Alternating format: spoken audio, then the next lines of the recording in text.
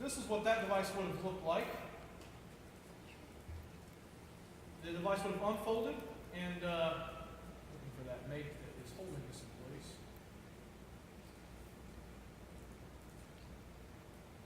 Here we go. So we had a roller that would have slid up and down on this to grab the ball, lift the ball up, and then the roller would arc up and spit the ball out. So this is one of the concepts that we came up with, just to make sure that you guys could play the game.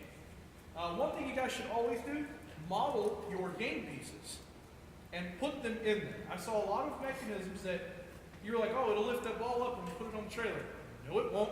You didn't measure. You didn't check. You have to put the game pieces in there, because if your roller doesn't go up high enough like this with the ball in it, then how are you possibly going to get the ball to where you want it to go? So it's best that you find that stuff out when you're designing a building, and not when the robot hits the field. Always. So in addition, we figured out that most robots, so I had a robot concept that was about 9 feet long, to make a ramp long enough to allow other robots to get up there. Because you're not climbing up more than a 20% grade with most of these robots. And since most of your robots are really wide, that means that your robot would have had to expand itself wider than that robot and allow for it to climb up. So I found that one of the easiest methods to do that was to make a folding ramp. You have to go up sideways and let the robot just kind of drive up on top of you, and then you would have to lift that. Now, I also found that the robots that you were using scissor lifts, if you attached a bracket to the back of this, you could simply lift up, go up to the tower, and lift your own robot up. Now, if you kept lifting and lifting, lifting, lifting, this robot would actually take itself and flip upside down, backwards, on top of the platform. And this would be collapsed, obviously, in that climbing state. And if this component was lowered far enough, which is now fixed again for whatever reason, there would be 2 pieces on there that would stop it from falling on top of itself and crushing anything. So basically, be creative. Flip your robot upside down. That was one solution we came up with.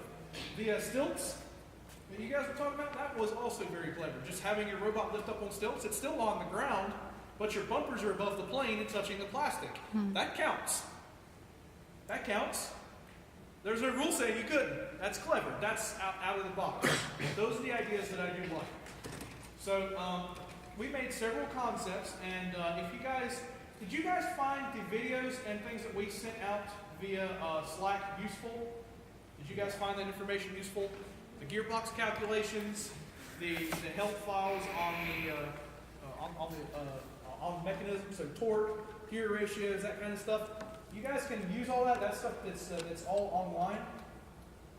But when we first did this, we started out with very basic sketches. There's the 9-foot long robot concept, right? There's one concept that made it onto our final look at this robot. So we decided we could pick that up fairly easily, and we were trying to figure out ways to find a robot long enough to actually accomplish the goal. And that's not easy. And that's the point of it. FRC is never easy. But I'm fairly pleased with what you guys came up with in just a week. So hopefully you guys got a lot out of this. Who has not seen the reveal video?